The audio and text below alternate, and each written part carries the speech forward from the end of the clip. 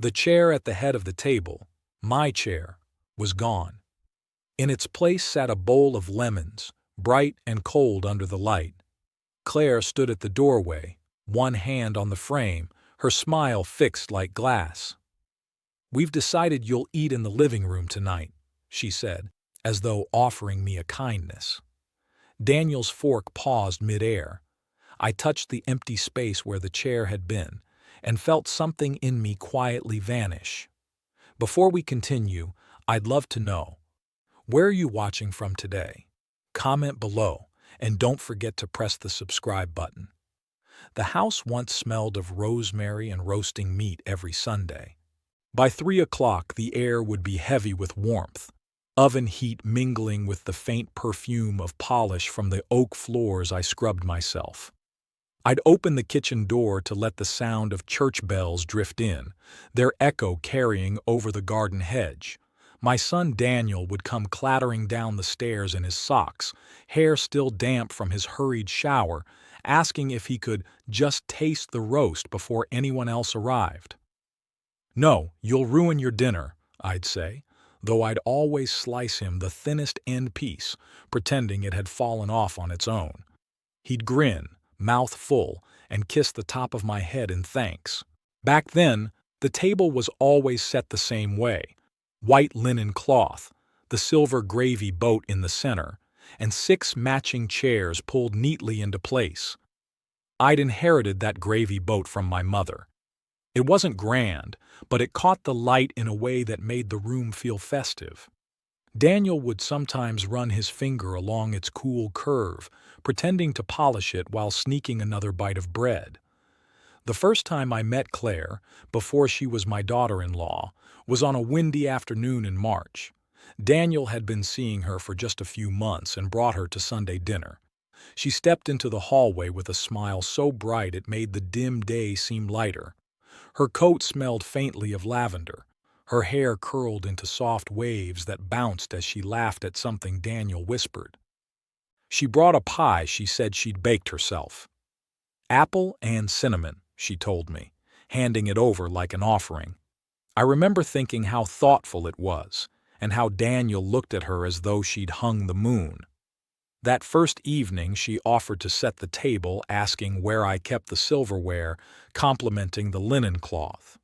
We talked about recipes. She was curious about my roast technique, about how I got the potatoes so crisp.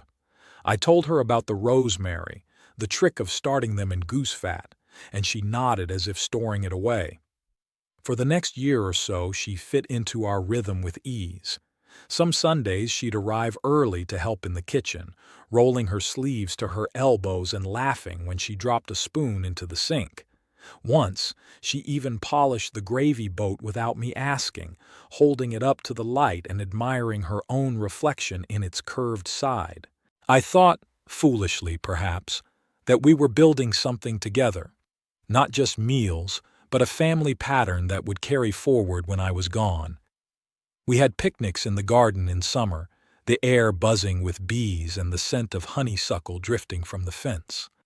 I remember one July afternoon when the table was set under the vine-covered trellis, sunlight filtering through in dappled patches. Claire wore a straw hat and a pale blue dress, her cheeks flushed from the heat. She laughed when Daniel told some story about his boyhood mischief, the sound ringing clear as glass. There were Christmases, too, the smell of pine from the tree, ribbons curled around carefully wrapped parcels. She gave me a scarf one year, hand-knitted in a deep red that reminded me of winter berries.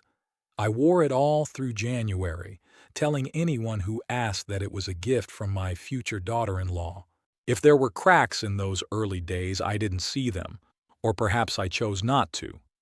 Sometimes her compliments had a sharp edge, though I told myself it was just her humor. If she corrected me about a recipe or mentioned how her family did things a bit more modern, I let it pass. After all, families were made by blending habits, weren't they? One spring evening, Daniel took me aside after she'd gone to help in the kitchen. He told me he was thinking of proposing. His voice was warm, almost boyish, and I could see the excitement flickering in him. I hugged him, feeling the beat of his heart against my cheek, and said, "If she makes you happy, that's all I need." I meant it. The day they announced the engagement, I polished the gravy boat until it shone like a mirror. It sat in the center of the table at their celebration dinner, flanked by candles that threw soft light across their faces. Claire's eyes sparkled that night, not just from the diamond on her hand, but from the way Daniel looked at her as if the rest of us were blurred into the background. I didn't know then that these would be the memories I'd hold on to when the air in that house grew colder, when the smell of rosemary would fade, replaced by the faint scent of something more brittle. Detachment, perhaps. For a time, though, those years were good. They were full of laughter that needed no permission, conversations that wandered from the silly to the serious without glancing at the clock. The table was a place where everyone belonged, where chairs weren't questioned, and where the silver gravy boat gleamed in the candlelight, waiting to be passed from hand to hand. Even now, when I close my eyes, I can hear the clink of forks, the murmur of voices, and my son's quiet laugh, the one he used only when he was truly at ease. I didn't know how rare that sound would become. The first shift was so small, it could have been nothing. One Sunday afternoon, not long after their wedding, I arrived to find the table already set, but without my place. Claire greeted me at the door with a bright smile and a flutter of hands. "Oh, I thought you might prefer the armchair today," she said. "It's more comfortable for you." I glanced at the table, 5 settings instead of 6. A folded chair leaned in the hallway, the one we kept just in case for extra guests. I told her I'd be fine at the table, and she hesitated, as if weighing whether to insist, before pulling a chair over with a little too much force. It was a small thing, easily forgiven. But I noticed. In the early months of their marriage, Daniel's invitations grew selective. He still called, still asked after my garden, but the dinners became less frequent. There were excuses, work commitments, visiting her family, the house being a bit of a mess. When I did come, I sometimes found my old chair pushed slightly farther from the center, as if I were drifting toward the edge of the room without quite realizing it. The conversation at those dinners began to shift too, when Daniel and I slipped into our old rhythm, teasing about his boyhood pranks or remembering the year we burned the Christmas pudding. Claire's smile tightened. Once, she interrupted a story to ask Daniel to fetch something from the kitchen. He didn't finish the story when he came back. Another evening I arrived to find my place set, but the china mismatched. Everyone else had the white plates with the thin gold rim. I had a plain cream dish from the back of the cupboard. When I mentioned it lightly, Claire laughed. "Oh, I must have grabbed it by accident." Her tone was warm, but I couldn't shake the feeling it wasn't an accident at all. The silver gravy boat, once polished and placed proudly at the center of the table, began to disappear on some Sundays. When I asked about it, she said it was too old-fashioned for the modern table setting she preferred. One time, I caught a glimpse of it shoved to the back of a cupboard, dull with dust. Daniel didn't seem to notice, or perhaps he didn't want to. He'd chat with me about the weather, his work, his plans, but his eyes flickered to Claire more often than they used to, checking, perhaps, if the conversation met her approval. There were moments when I felt almost foolish for suspecting anything. She still smiled when I arrived. She still offered me tea. But even those small courtesies began to change. One day, the tea came in a chipped mug, the kind I used for potting plants, while everyone else had matching cups. It was a strange thing, this slow, almost invisible shift.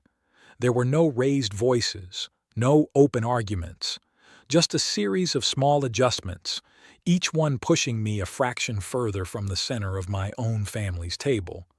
One autumn evening, Daniel called to say they were having a small dinner with friends and wouldn't have space for me that week. "We'll have you next time," he promised. The following Sunday, walking past their house on my way to the shop, I saw the lights blazing in the dining room and heard laughter. The table was full, with people I didn't know. I told myself I was being oversensitive. I had lived through greater losses, the death of my husband, the long years of raising Daniel alone, and I'd learned not to make mountains out of molehills. Still, I couldn't help noticing that the warmth of the early days was cooling, like a roast left too long on the counter, losing its scent and steam. It was around this time that Claire stopped asking for my recipes. The rosemary roast became her version, cooked differently, without the slow basting, served with different potatoes. "We're doing it our way now," she'd say, smiling. Once I tried to offer help in the kitchen, but she waved me off. "You should rest. You've done enough of this in your life." It was framed as kindness, but it felt like dismissal. I stood in the doorway, hands idle, watching her work as if I were a guest in my own tradition. The folded chair in the hallway stayed there between visits, a quiet reminder. It gathered a thin film of dust, as though it had been waiting for me, or for no one at all. There were still good moments, of course. Times when Daniel would call unexpectedly, or when Claire would laugh freely at something I said, her old warmth breaking through for a moment. But the balance had shifted. The table, once a place where I belonged without question, now felt like a place I occupied by permission. It is hard to say exactly when I realized this wasn't simply the natural change of a family growing and shifting. Perhaps it was that day with the missing place setting. Perhaps it was when I caught Daniel hesitating before inviting me, as if seeking silent approval from someone else. Either way, the cracks were there. Hairline at first, nearly invisible, but hairline cracks can run deep, and one day, with the slightest pressure, they can split wide open. And when they do, it's never the same table again. It was early summer, the kind of day when the air feels soft against the skin and the garden smells of sun-warmed earth. I remember the sound of bees moving lazily through the vine leaves, their hum blending with the faint creak of the old wooden gate as I pushed it open. Claire's voice floated from the garden before I saw her. She was laughing, not the polite, measured laugh I'd grown used to, but something freer, almost girlish. I followed the sound and found them there, under the trellis draped in green, the table set outside instead of in the dining room. The cloth was white, fluttering at the corners in the light breeze. A glass jug of lemonade sat in the center, condensation dripping down its sides in slow rivulets. The smell of grilled chicken mixed with mint from the herb bed just behind my chair. "You're just in time," Claire said, standing to greet me. Her cheeks were flushed from the sun, her hair pulled back loosely, a few strands curling against her temples. She poured me a glass of lemonade without being asked, the clink of ice against glass ringing clear in the warm air. For the first time in months, I felt welcome. Not tolerated, not politely accommodated, but welcome. Daniel kissed my cheek and pulled out my chair. "We were just talking about you," he said. "I was telling Claire about the time you nearly burned the kitchen down trying to flambe cherries." Claire laughed, shaking her head. "I'd have paid to see that." It felt easy, the way it used to. Conversation wandered, from garden pests to holiday plans to an old neighbor we'd both known.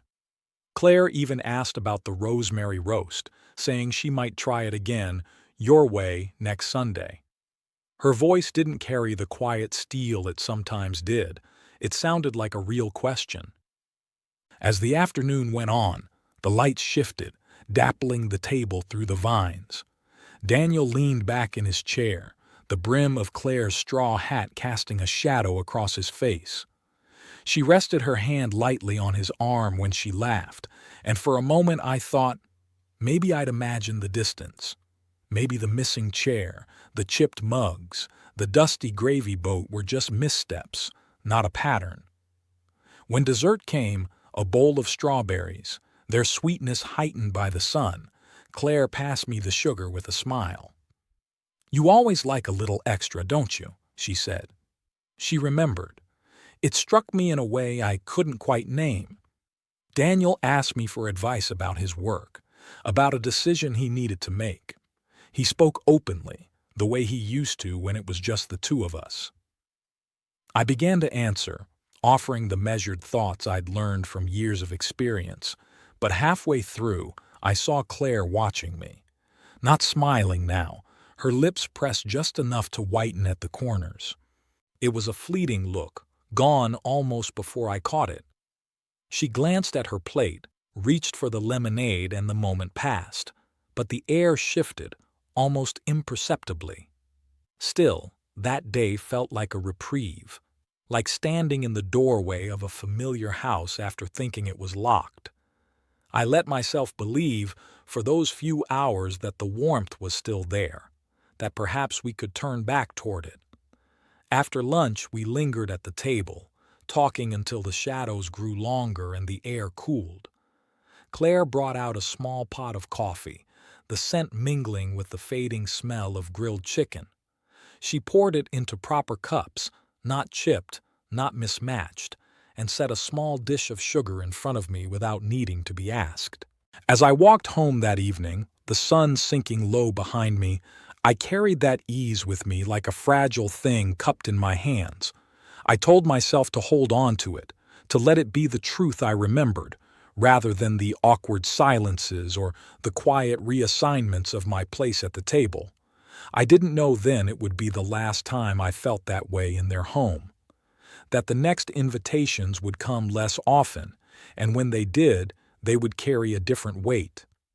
I didn't know that the glass jug of lemonade glistening in the sun that afternoon would be the image I'd return to in the harder months ahead. Its cool sweetness, its simple generosity, standing in sharp contrast to what was coming. And I didn't know, though perhaps I should have, that moments like that, once they start to fade, rarely return. It was Daniel's birthday, one of the big ones that seemed to demand celebration. Claire had planned a dinner at their house, inviting relatives, a few of Daniel's old school friends, and some neighbors I didn't know well. When I arrived, the front door was already open, voices carrying into the hall. The air was thick with the smell of roast lamb, mingled with garlic and rosemary, the scent hitting me with a strange mix of comfort and unease. I stepped inside, smoothing my skirt, and followed the sound of laughter to the dining room. The table was laid beautifully, white linen, candles, polished silver. My eyes moved along the row of chairs, and stopped. My place was at the very end, tucked away beside the neighbor's teenage son, far from the main conversation. I hesitated in the doorway, my hand resting lightly on the frame. Claire spotted me and smiled, gesturing toward the seat. "We thought you'd be more comfortable down here, less cramped." It was true the chairs at the center were close together, but so were the ones beside me. The difference was that from my place, I could barely see Daniel's face, let alone hear his conversations. I sat down, placing my napkin across my lap. The boy beside me was polite but shy, answering my questions with short sentences before retreating into silence. I could hear bursts of laughter from the other end, stories I used to be part of, but here they came only as fragments, as if through a wall. When I tried to join in, leaning forward, raising my voice slightly, Claire was speaking. She didn't pause, didn't give me space to finish. By the time she stopped, the conversation had shifted entirely. Daniel caught my eye and gave a small, apologetic smile. He didn't say anything. Midway through dinner, Claire poured wine for everyone but seemed to skip me. She moved quickly, chatting with someone, and by the time she reached my end again, my glass was still empty. I poured water for myself instead, the jug heavy in my hands. The food was excellent, as it always was when she cooked, but it felt strange to eat it in near silence, the hum of the main table like a party happening somewhere I wasn't invited to. I focused on the details, the way the candlelight flickered across the polished cutlery, the faint clink of a fork against china, the rich scent of the gravy I didn't dare ask to be passed. When dessert came, a layered sponge with cream and berries, I was served last. By then, the main group had begun another lively discussion, one that rolled right over me as I tried to speak. My words fell into the space like pebbles into a river, carried away before they could settle. At one point, Daniel leaned toward me across the table, his voice low. "You all right down here, Mum?" I smiled, the kind of smile that doesn't reach the eyes, and said, "Of course, I'm fine."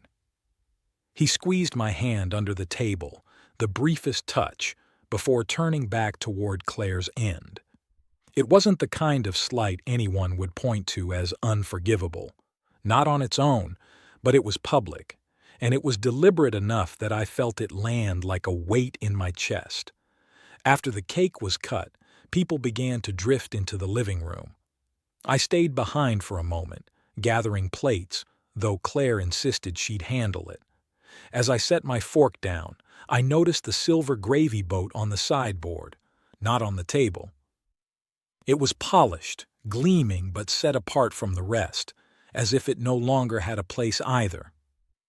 When I finally left, Daniel walked me to the door. We stood in the hallway, the noise of the party still spilling from the other room. He opened his mouth as if to say something, then closed it again. "Happy birthday, love," I said, kissing his cheek. He smiled, but it was the polite kind you give a guest who's leaving, not the lingering warmth of family.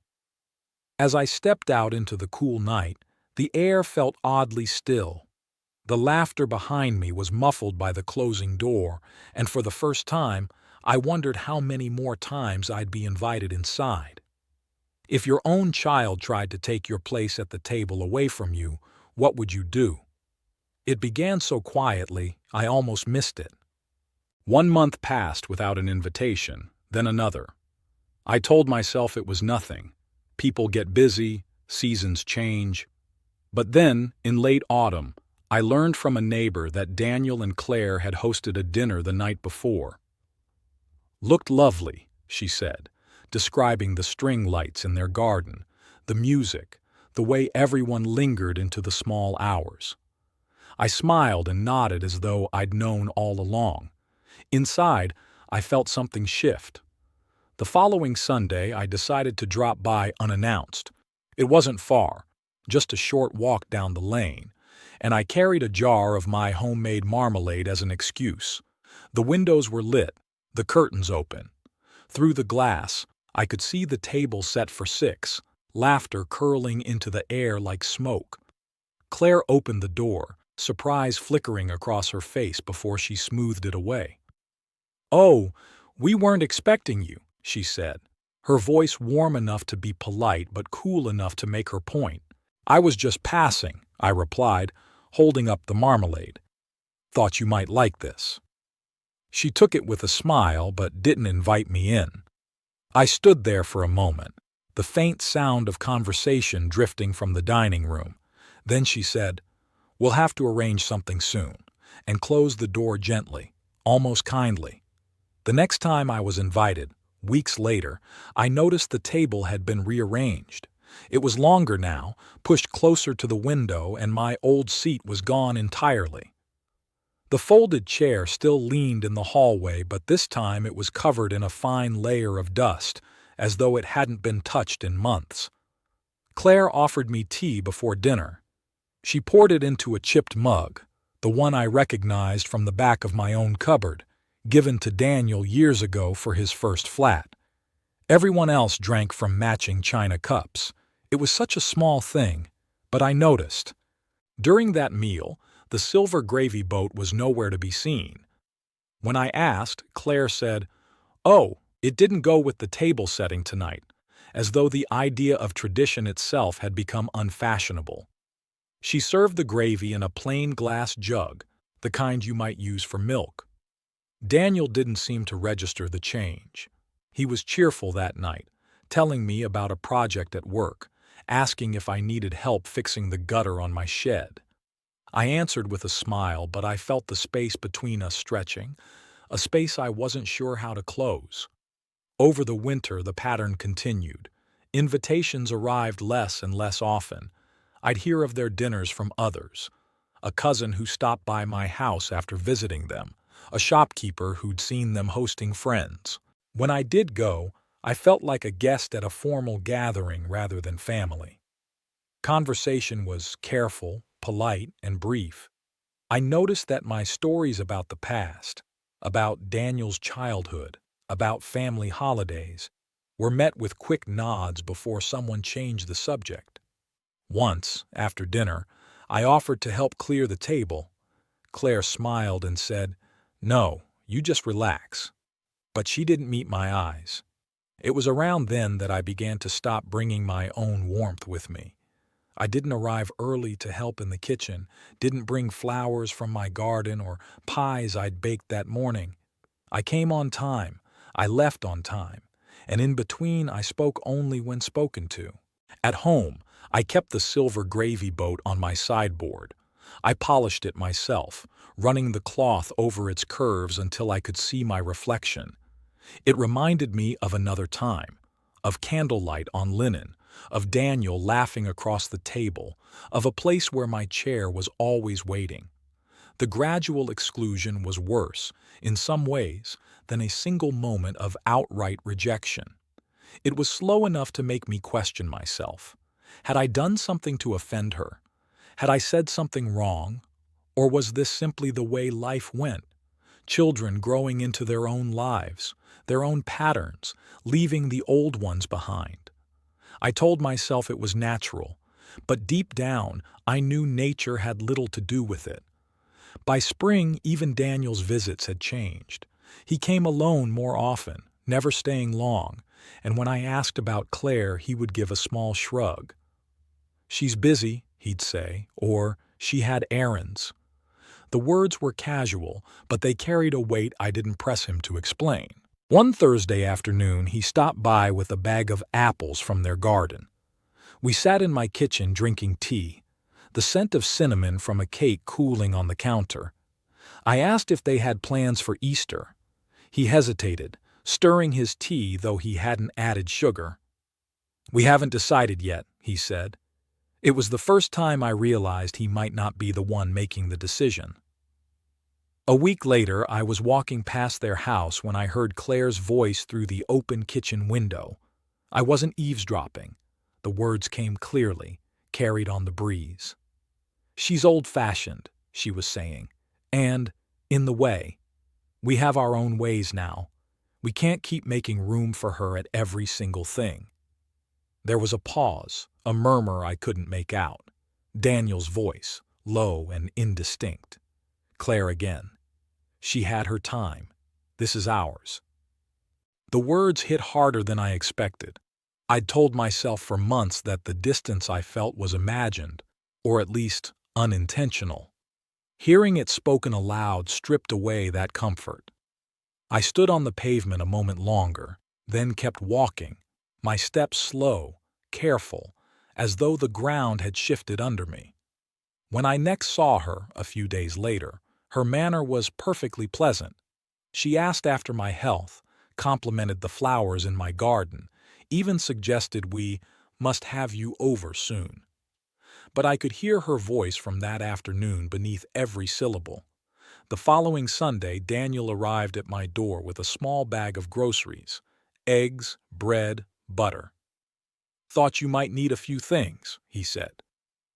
We sat in the lounge, the afternoon sun stretching across the carpet. He talked about work, about a trip he might take in the summer. I listened, nodding, but I couldn't find a way to tell him I'd heard his wife dismiss me as though I were furniture to be moved aside. I began to notice other small signs.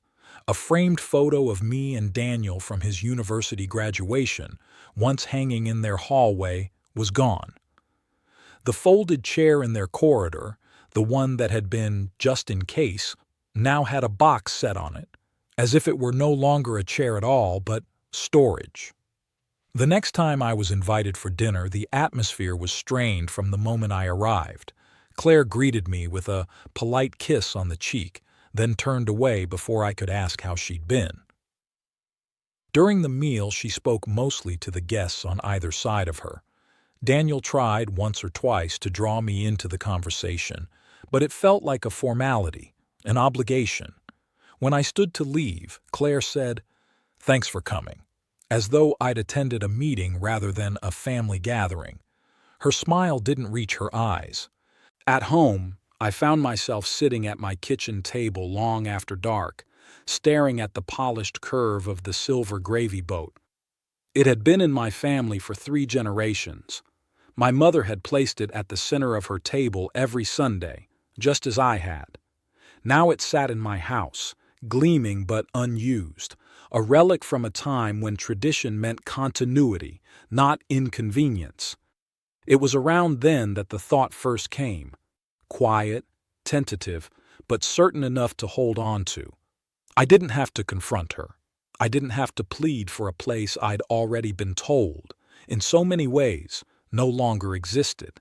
But I could decide how my story ended, and I could decide who would inherit what I had built. It was early June when the call came. Daniel's voice was lighter than it had been in months. "Mum, we're having a small dinner next Sunday. Just family. We'd love to see you." I hesitated for a beat before agreeing. It had been weeks since I'd last been in their home.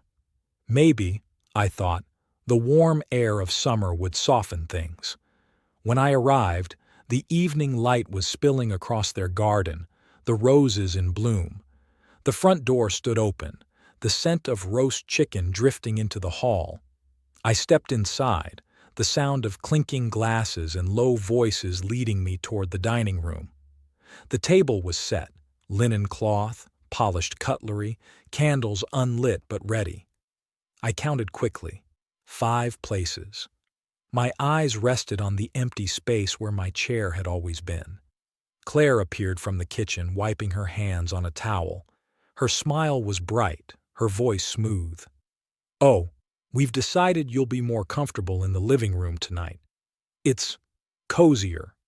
We've set a tray for you." I looked past her toward the table. 2 chairs sat empty. "It doesn't look full," I said quietly. Her smile didn't falter. "We just thought you might prefer a bit of space, away from all the noise." Daniel appeared behind her, his expression unreadable. For a moment I thought he might object. He didn't. I followed her into the living room. A small side table had been set with a plate, cutlery, and a folded paper napkin. Not linen, not the same as the others. The chair was low and soft, more suited to reading than eating. I could hear the voices from the dining room, the scrape of chairs, the first bursts of laughter as people settled in. Claire set the plate in front of me, roast chicken, potatoes, vegetables, and poured water into a plain tumbler. "We'll check on you in a bit," she said, and left. I ate slowly, the sounds from the other room muffled but constant. Once or twice I caught Daniel's laugh, and it landed like a stone in my chest.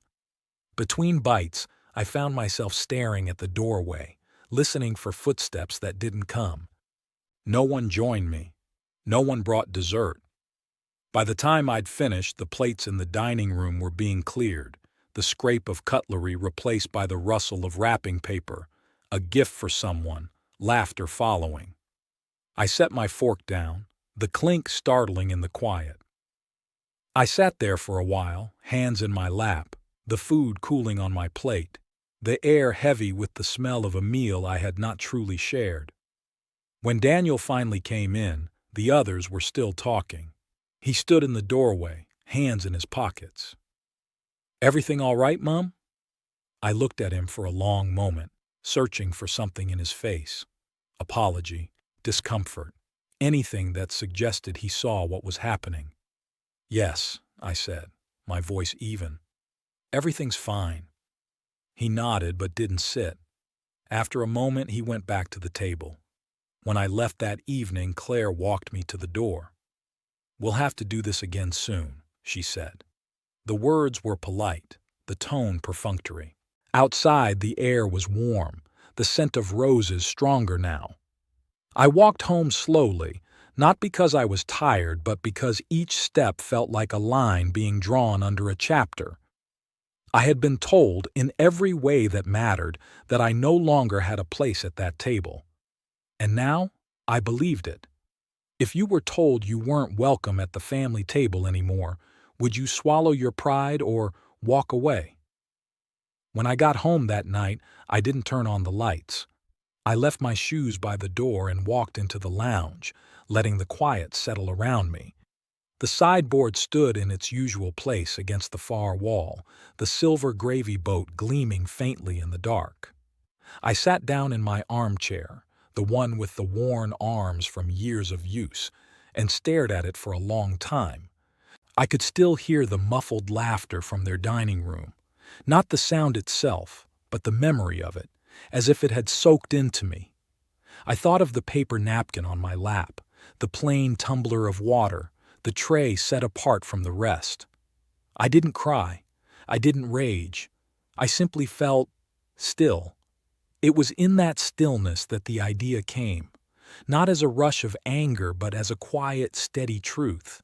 I didn't need to fight for a place I'd been told I couldn't have. I didn't need to explain myself, or plead, or wait for an apology that might never come. But I could protect what was mine, and decide where it went when I was no longer here. The next morning, I called my solicitor. "I'd like to make some changes to my will," I said. We arranged to meet later in the week. In the meantime, I began sorting through my home with new eyes, not just for clutter or things that could be given away, but for the objects that told my story, the ones I wanted in the hands of people who would understand. I opened the drawer of the sideboard and took out the linen napkins my mother had embroidered before she was married. I smoothed them between my palms, the stitches neat and deliberate, each one placed by hands long gone. I decided they would go to my niece, who still cooked Sunday lunches for her children.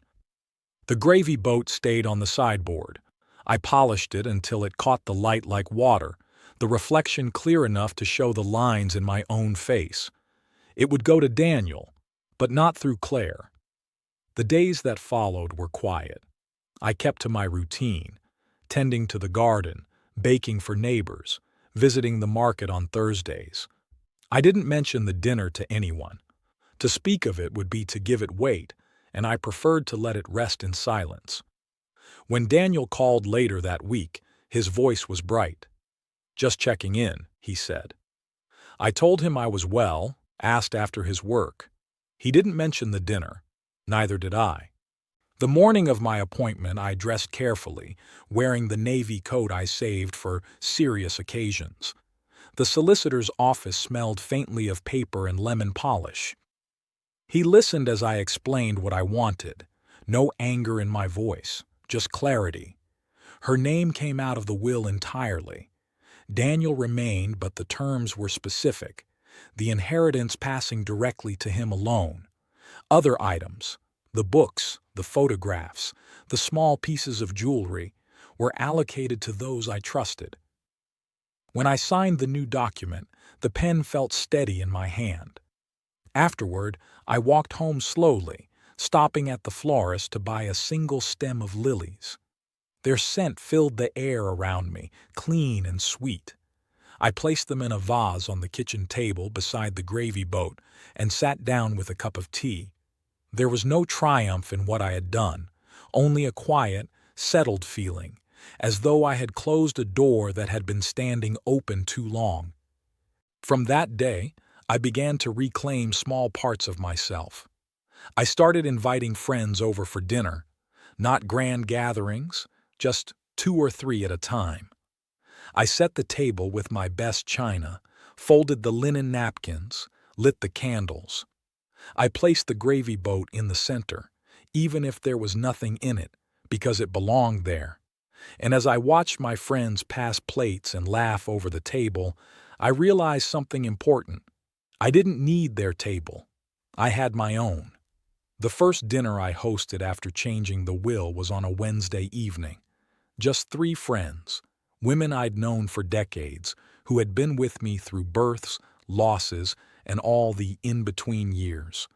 I set the table as if for a holiday: white linen cloth, china plates, silver cutlery that glinted in the candlelight.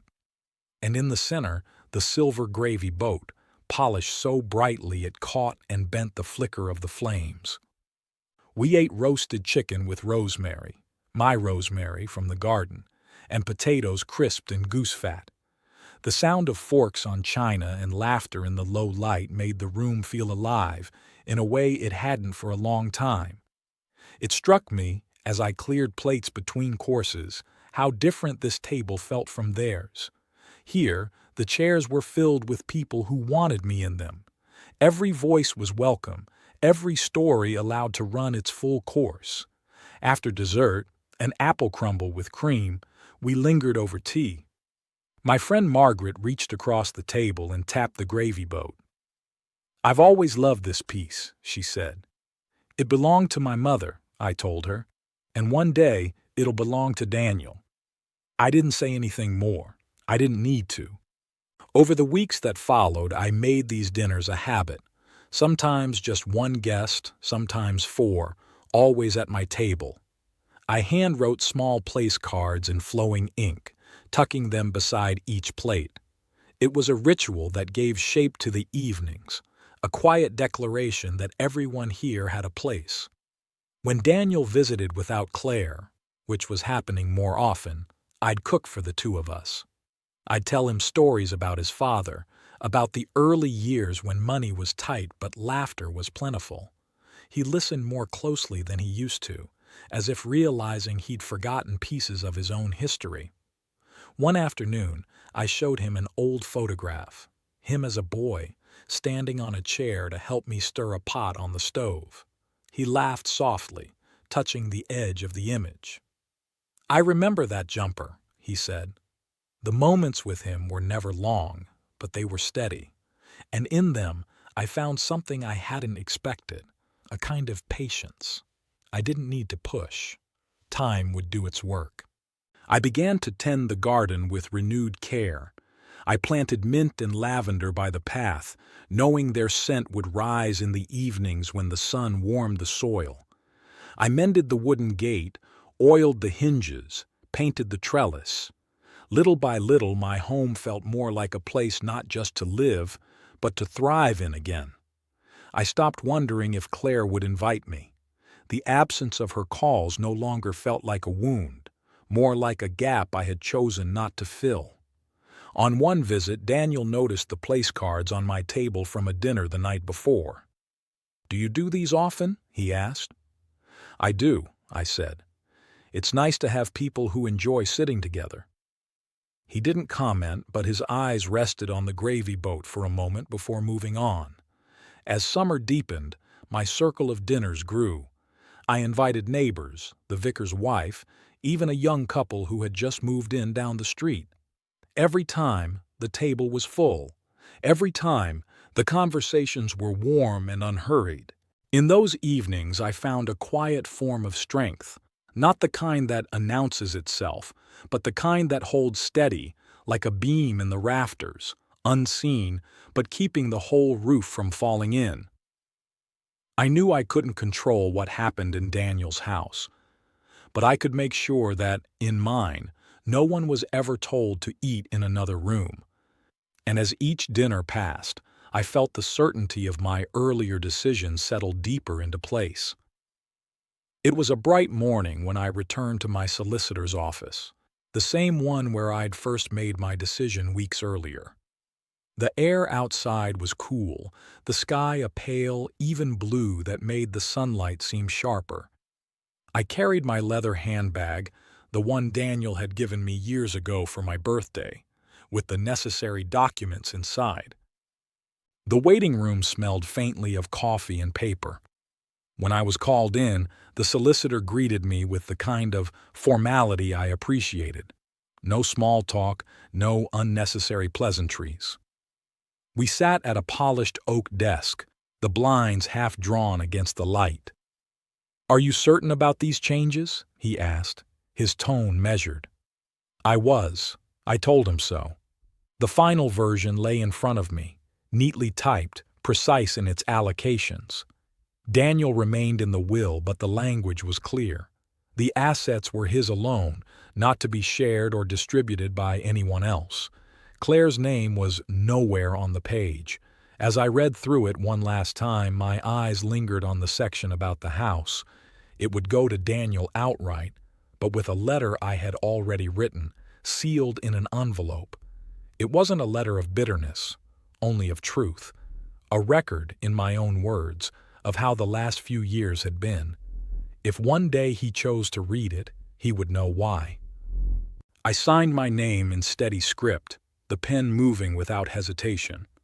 The solicitor slid the papers into a folder, tapping it neatly against the desk before locking it away. "Everything is now in order," he said. On my way home, I stopped at the market for fresh bread and cheese.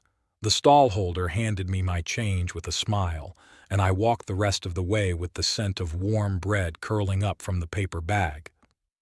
At home, I set the bread on the counter and polished the silver gravy boat, though it hardly needed it. I placed it in the center of the table, more as a reminder than a decoration. In the days that followed, I began giving small things away, not as part of the will, but as quiet gifts to people who would use and love them. A knitted blanket to a neighbor's new baby, a stack of well-worn cookbooks to my niece, a set of teacups to Margaret, who still hosted her own Sunday teas. It felt like lightening a load I didn't need to carry anymore. Daniel visited one afternoon while Claire was away. He noticed the empty spaces on my shelves. "Doing a clear-out?" he asked. "Just making sure things end up where they belong," I replied. He smiled, but I thought I saw a flicker of curiosity in his eyes. The truth was, I felt lighter than I had in months. The will was signed, sealed, and stored safely. My affairs were my own again, not subject to the whims of someone who had decided I was an inconvenience. I didn't need to confront her. I didn't need to announce what I'd done. I only needed to know, in the quiet of my own home, that my legacy was protected. And so, for the first time in a long time, I slept soundly. Would you quietly protect your legacy or confront the person trying to erase you? The invitation came in late autumn. Claire called herself, the first time she'd done so in months. Her tone was bright, almost too bright, as if she were reading from a script. "We'd love to have you for dinner next Sunday," she said. "Just the family. It's been too long." I agreed without hesitation, though inside I felt no swell of hope. I knew what the evening would be before I even arrived. Still, there was a part of me, the part that remembered lemonade under the trellis and long summer afternoons, that wanted to see it through. The day was cold, the wind carrying the sharp scent of wood smoke from chimneys along the lane. I wore my deep red scarf, the one she'd once knitted for me, and carried a jar of marmalade as a small gesture. When I stepped inside their hallway, the first thing I noticed was the smell, rosemary and garlic, just as it had been in the old days. The table, visible from the doorway, was beautiful. White linen, candles already lit, polished cutlery gleaming under the overhead light. I counted the places automatically. 5. Claire met me with a kiss on the cheek, thanking me for the marmalade. She took my coat and gestured toward the living room. "We're just about ready. Make yourself comfortable." I didn't move toward the living room. My eyes stayed on the table, tracing the spaces where chairs sat neatly tucked in. There was no folded chair in the hallway this time, no sixth place set. I waited. I wanted to hear her say it. After a pause, she smiled. "We thought you'd be happier in the other room. It's warmer, and the chairs are softer." I nodded slowly, taking in the details. The absence of the gravy boat, the way Daniel's eyes flicked between us but never rested on mine. I didn't argue. I didn't even speak. I simply turned, took my coat back from the hook, and slipped it on. Claire's smile faltered. "You're leaving?" "Yes," I said. My voice was calm, almost gentle. "Enjoy your dinner." Daniel stepped forward. "Mum," but I was already at the door. Outside, the wind caught the end of my scarf, tugging it lightly over my shoulder. I walked down the lane, the light from their dining room spilling across the garden path behind me, growing fainter with each step. At home, I lit a single candle on my own table. I set a plate, a knife and fork, and the silver gravy boat in the center. I ate in silence, but it was not the same kind of silence I'd known in their living room that night in June. This was my silence, in my home, at my table, and it was enough. It was late winter when Daniel came to see me. The days were short, the air carrying that damp chill that seeps into your bones. I was in the kitchen peeling carrots for a stew when I heard his knock. 3 quick raps, the way he'd always done since he was a boy. When I opened the door, his face was tight, his jaw working as if he were holding something back. He stepped inside without his usual greeting and went straight to the table. "I heard about the will," he said. No preamble, no softening. I dried my hands on a tea towel and sat across from him. "And what have you heard?" "That you've taken Claire out of it entirely." I nodded. "That's correct." His eyes searched mine. "Why?" For a long moment I simply looked at him.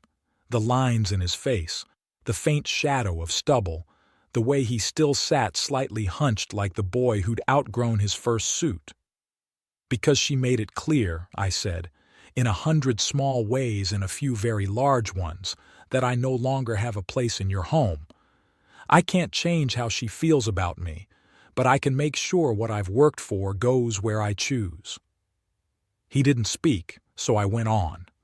I told him about the chipped mugs, the missing chair, the silver gravy boat tucked away in the cupboard. I told him about the birthday dinner where I'd been seated at the far end, cut off from the conversation. I told him about the evening in June when I was told to eat alone in the living room, and the last invitation, the one where I'd walked out without touching a bite. I didn't raise my voice. I didn't need to. The details spoke for themselves. When I finished, Daniel leaned back in his chair, staring at the table as if seeing something there I couldn't. The silence stretched between us, broken only by the faint ticking of the kitchen clock.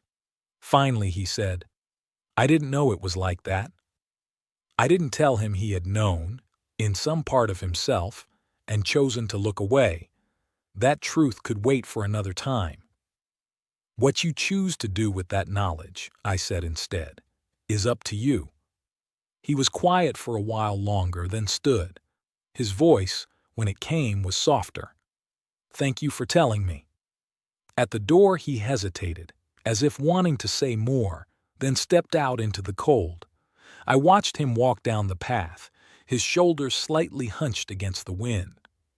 That night I sat at my table with a cup of tea, the gravy boat gleaming in the candlelight.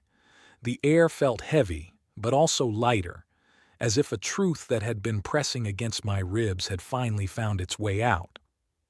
"If you had to choose between keeping the peace and telling the truth, which would you do?" It was early spring when Daniel came to dinner again. No invitation was exchanged. He simply appeared at my door one Sunday afternoon, holding something wrapped in brown paper. Inside was the silver gravy boat, polished bright. Its surface caught the light like a small pool of water. "I thought it belonged here," he said. I nodded, my throat tightening. "It does." We set the table for 2. No linen cloth, no candles, just the plain wooden surface I'd eaten at for years, warmed by the late sunlight slanting through the window. The meal was simple: roast chicken, potatoes, and carrots from the garden. We ate slowly, our conversation gentle, meandering. He asked after the roses, told me about a project at work, mentioned, briefly, that he'd been doing more of the cooking lately. There was no mention of Claire. When the meal was finished, we lingered at the table.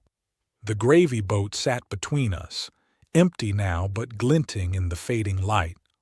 I thought of all the Sundays it had seen, the laughter it had heard, the silences it had endured. Some stories end with a grand reconciliation, a sudden sweeping away of all that came before. Ours did not, but there was something in the quiet that felt like peace, not the peace of pretending, but the peace of having told the truth and stood by it. When Daniel left, I walked him to the gate. The air was cool, carrying the first scent of blooming lilac. He promised to visit again soon, and I believed him. Back inside, I set the gravy boat on the sideboard where it had always belonged. The candle beside it flickered, its light catching on silver, sending small reflections across the wall. I sat in my armchair listening to the faint hum of the evening settling in around the house. There was no sound of muffled laughter from another room, no sense of being on the wrong side of a door. Here, at my own table, I had my place, and that was enough.